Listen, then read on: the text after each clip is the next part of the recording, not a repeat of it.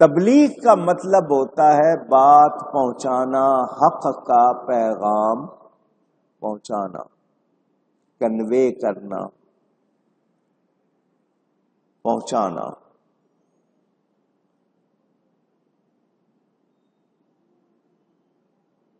رسول پاک صلی اللہ علیہ وسلم، اللہ فرماتا بلغ، میرے حبیب پہنچاؤ جو آپ کے رب نے آپ کی طرف بھیجا ہے، نازل کیا، پہنچاؤ۔ تبلیغ کرنا، نبی پاک صلی اللہ علیہ وسلم کا ارشاد بلغوا ولو انی آیا، لوگوں کو پہنچاؤ مجھ سے، بھلے ایک آیت ہی سنی ہو، کوئی بات سنی ہو۔ میں نے جو بات آپ کو بتانی ہے وہ یہ کہ جس کو صحیح علم نہ ہو، جو پوری طرح صحیح بات جانتا، اس کو بیان نہیں کرنا چاہیے۔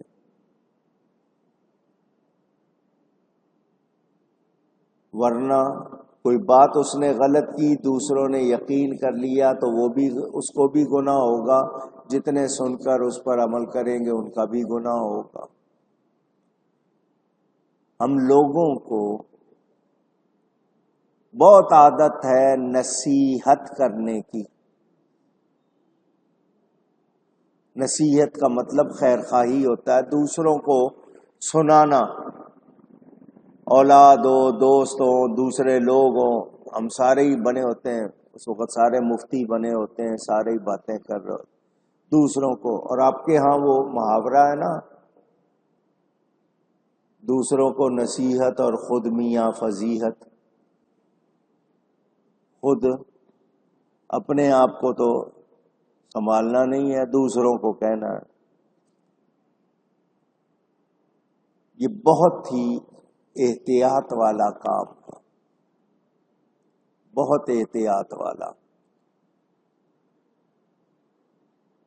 شادی میں، موت میں، گھروں میں، پارٹیوں میں کہیں بات چھڑ جائے، جن کو دین کی بات نہیں معلوم وہ سارے کے سارے باقاعدہ اس حد تک چلے جاتے ہیں، لڑائی تک ہو جاتی ہے۔ استنجا کے مسئلے معلوم نہیں، طہارت کے مسئلے معلوم نہیں، بنیادی باتیں معلوم نہیں، اور بڑے بڑے مسئلوں میں بحث کرتے ہیں۔ جس کو معلوم نہیں ہے اس کو بحث نہیں کرنی چاہیے۔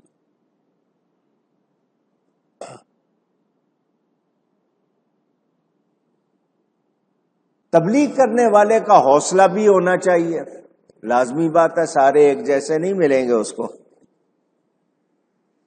سننے والوں میں وہ بھی ہوں گے جو اعتراض کریں گے، کسی کا اعتراض سن کر اس کو مطمئن کرنا، جواب دینا۔ اعتراض کرنے والا جاننے کے لیے پوچھ رہا ہے یا ویسے ہی آپ کو نشانہ بنا رہا ہے، یہ بھی مسئلہ ہوتا ہے۔ تو بہت سمجھ بوجھ کی بھی ضرورت ہوتی ہے، برداشت کی بھی ضرورت ہوتی ہے۔ کیسے کیسے اعتراض کرتے تھے کافر۔ پچھلی 1400 سال کی تاریخ دیکھیں تو مسلمان علماء، اولیاء کو کیسے کیسے لوگوں سے واسطہ پڑا۔ تو یہ ہمت کے کام ہے۔ کون سے کام ہیں؟ اگر آپ نیکی سکھانے چلے ہیں، برائی سے روکنے چلے ہیں، تو آپ کو مسائل پیش آئیں گے، برداشت کرنا ہوگا، سہنا ہوگا۔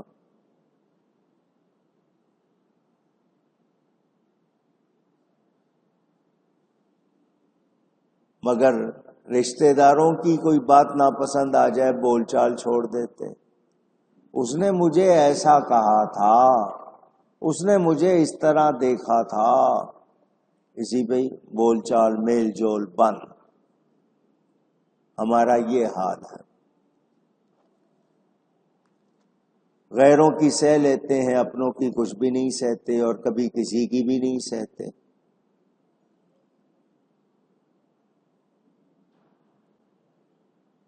آئیے اگلی آیت پڑھتا ہوں، آپ نے اس کو سمجھ لیا۔ حضرت لقمان اپنے بیٹے سے کیا کہتے ہیں؟ وَلَا تُصَعِّرْ خَدَّكَ لِلنَّاسِ وَلَا تَمْشِ فِي الْأَرْضِ مَرَحًا،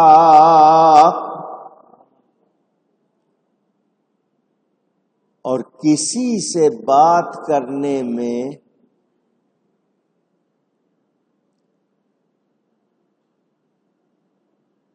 یہ خد و خال کے لفظ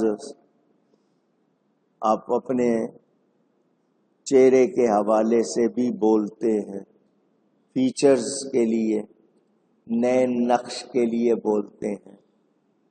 خد و خال آپ کے ہاں بولا جاتا ہے۔ کسی سے بات کرنے میں اپنا رخسار گال ٹیڑھا نہ کر۔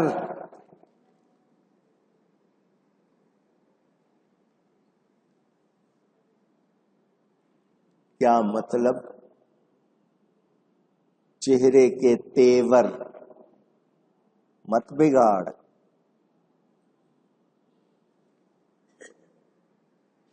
چہرے کو نہ پھیر، تکبر کے ساتھ، پرائیڈ، تکبر کے ساتھ، جس کو آپ غرور بھی کہتے ہیں، کسی سے آنکھ پھیر لینا، التسعیر اس کو کہتے ہیں عربی میں۔ آپ لوگ گردن گھماتے ہوئے، آنکھیں گھماتے ہوئے، چہرے کے ایکسپریشن جس کو بولتے ہیں بدلتے ہوئے بات کرتے ہیں، کسی سے مسکرا کے، کسی سے تیکھے پن کے ساتھ، ہر ایک سے ایک طرح کی بات، اور کسی سے موڈ کیسا ہے اس کے حوالے سے بات کرتے ہیں۔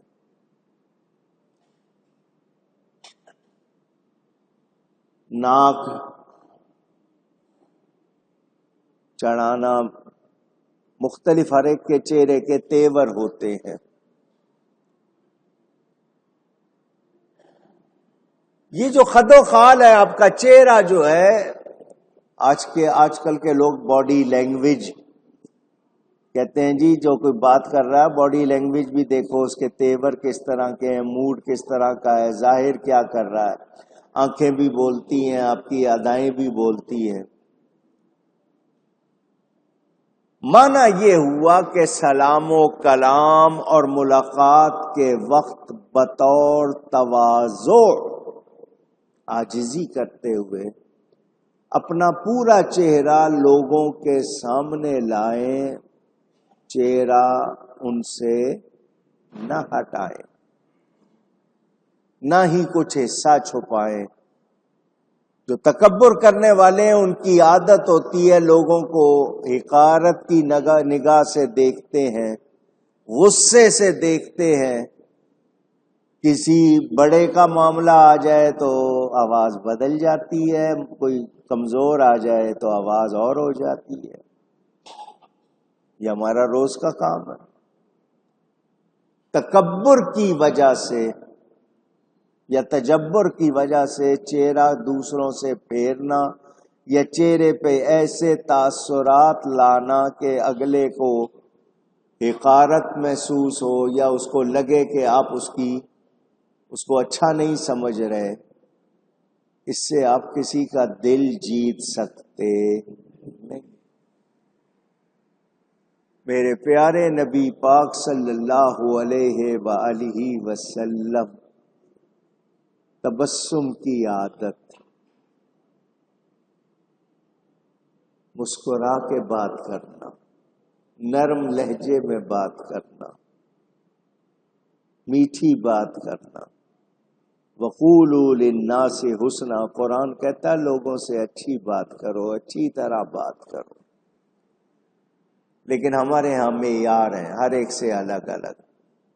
بیوی سے کیسے کر رہے ہیں، بیٹی سے کیسے کر رہے ہیں، دوست سے کیسے کر رہے ہیں، باپ سے کیسے کر رہے ہیں، ماں سے کیسے کر رہے ہیں۔ ملازموں سے کیسے کر رہے ہیں، غیروں سے کیسے کر رہے ہیں، اپنوں سے کیسے کر رہے ہیں، ہمارے ہاں الگ الگ معیار ہے۔ سنو، تمہاری ایک معمولی سی غلطی تمہاری ساری عزت کو ختم کر سکتی ہے، ایک جھٹکا تمہاری صحت کو ختم کر سکتا ہے۔ ایسا ہے یا نہیں؟ اچانک، آل آف سڈن جس کو کہتے ہیں، سڈنلی سیکنڈ میں کچھ کا کچھ ہو جائے، کچھ کر سکتے ہو؟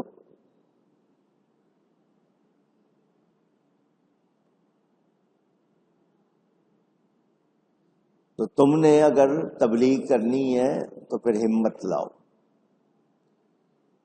تم نے اگر کسی کو نصیحت کرنی ہے تو برداشت پیدا کرو، اور کسی سے بات کرنے میں اپنا رخسارہ کج کا مطلب ٹیڑھا نہ کرو۔ وَلَا تَمْشِ فِي الْأَرْضِ مَرَحًا، اور زمین پر اتراتے ہوئے نہ چلو، اکڑ کر نہ چلو۔